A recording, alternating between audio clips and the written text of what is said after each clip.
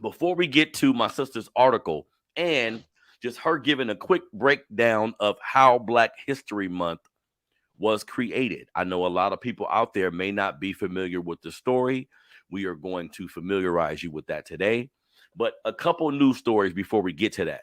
Sonia, me and you a couple weeks ago spoke about a 9-year-old Black girl named Bobbi Wilson out of New Jersey. Now, this young Black girl is being honored currently by Yale, by the Peabody Museum of Natural History at Yale. They accepted her donation of her lantern flies because, for everybody who don't know, she was capturing lantern flies outside of her home, which, reading reports from scientists and other people, these are pretty dangerous species. Like, they want you to kill them. Like, these are actually insects that they say, hey, when you spot them, get rid of them, just based on everything they come with. And this young lady was capturing these lantern flies for like a YouTube page or a TikTok page she had, just to show what she was doing to her audience. And someone called the police on her. And one of the most revealing things we spoke about last time was the fact that they mentioned not a young Black innocent child was spraying the lantern flies, but it was a young Black woman, is how she was described. So the Peabody Museum of Natural History at Yale accepted Bobbi's donation of her personal lantern fly collection, presenting her with the title of donor scientist. The collection is now available for public viewing in the museum's database. After hearing about this, Sonia, knowing what this small child went through, how do you take a institution of this magnitude presenting her with such a thing? I'm always going to have mixed emotions, but at the end of the day, I think for a young person of her educational stature, that this is an incredible honor, right?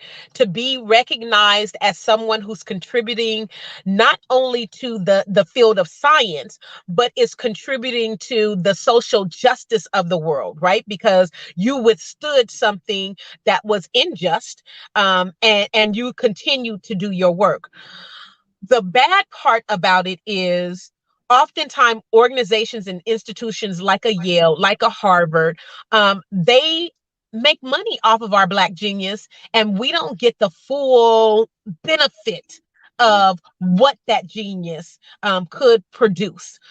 So I'm hoping that not only will this spark her to go deeper in her scientific endeavors, but that it will also force a Yale to form a relationship with this young lady that hopefully will lead to a full ride scholarship. Yeah.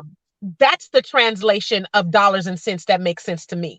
Don't just say, oh, I want to give you this recognition. Don't just give me a certificate. Don't just bring me to your school and give me a tour. Make sure that I get to the highest level of my educational capabilities because I was a genius at this age. So I want to see those kind of dots connected for this young baby, because she deserves it. Like, she was doing something not only to help the environment in her community, but she was also doing something that scientists were like, oh, well, yeah, we need to address this issue. And she was sharing it in a platform that makes so much sense to young people today. So it was like so many layers to it. It was not just that she's doing something scientific that makes sense. She was making sure that young people her age got the message that they too can be scientists, because she was. And that's a beautiful thing. But and we think a lot alike, because when I see things like this, I say, hey, if someone genuinely wants Yes. to present this young lady with something that can motivate her and inspire her so she can keep moving forward, because that was a demoralizing incident. Yes. Many people are not aware, when you come into contact with police at a young age, especially from our community, that can be traumatizing. So if they're Very. genuine about this award, if they're genuine about acknowledging this young lady, it can spark her future in the right direction. But I'm tired of being placated to. I'm Yes. tired of corporations using us, using news headlines and things that are popular just to gain favor with whatever organization they running with. I'm tired of that Absolutely. shit. You know what I mean? But I Yeah. wanted to bring it up again because I'm being like a 40-something-year-old man at this point, seeing young people who know what they want to do at a young age, like 9, Yes. 10, 11, 12. When I see young people who are on the path that for the most part may lead their life, I appreciate that, because when everybody's not blessed with that gift to find that Right. thing that motivates them at such a young age, and being Black, sometimes you don't realize you could be on the right track to something not just profitable, but something that can benefit your soul, and you Right. get roadblocks. Sometimes this roadblock comes in the form of a parent or someone close to you who say, you can't do that, you can't Right. sing, you can't pick that ball up, Right. whatever it may be. But to see this young lady trying to help society, TikTok page, and she's very bright. Like, if you do Yeah. some research on her, she's very bright. So I appreciate everything that she's been trying to do. But big organizations, schools, Right. institutions, don't come fucking with us if y'all not genuine, man. Absolutely. We don't need that. Absolutely. You know, it's amazing that most young people, and I say most because I don't know, I taught high school for almost 20 years, but even when sending my children to school and knowing that the peers that they had, everybody goes with such high hopes and they want to learn, they want to be better, and they see and are exposed to so much stuff, and it sparks something in them. But along the way, that spark gets dimmed because of something that us as adults do, or the institutions that we find ourselves in. Yep. And so I just want every Black brilliant scholar that's out there, I don't care how young, reach for the stars, create it if it ain't created already. Just be the best version of you, because one thing we know for sure is that, you know, the theme of Black history this year is resilience. And we have resisted some stuff, because if we hadn't, we wouldn't be here still. Yep. So I just feel like they have such room to grow and to turn some things around that you and I didn't have in our generation.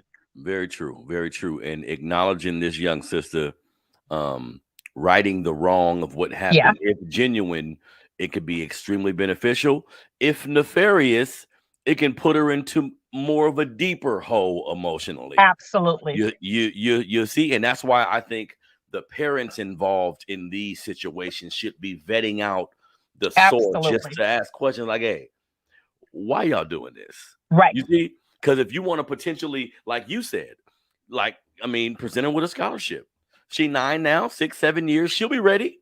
Say, Ready. hey, look, we're gonna put our money where our mouth is and make sure this young lady has a seat at our table, proverbially, so she can come here and learn and use the thing she was doing, not just a capitalistic type of thing. So Right. shout out to that young sister. Yes. Definitely. Now, one thing else we're gonna get on before we get into my sister's article and the creation of Black History Month. Everybody that's just joining me, this is Harrison, the Melanated Convo podcast. My sister Sonia Williams Lewis from Ascribe Educational Consulting. You feel me? 20 years in the teaching industry, so she has a lot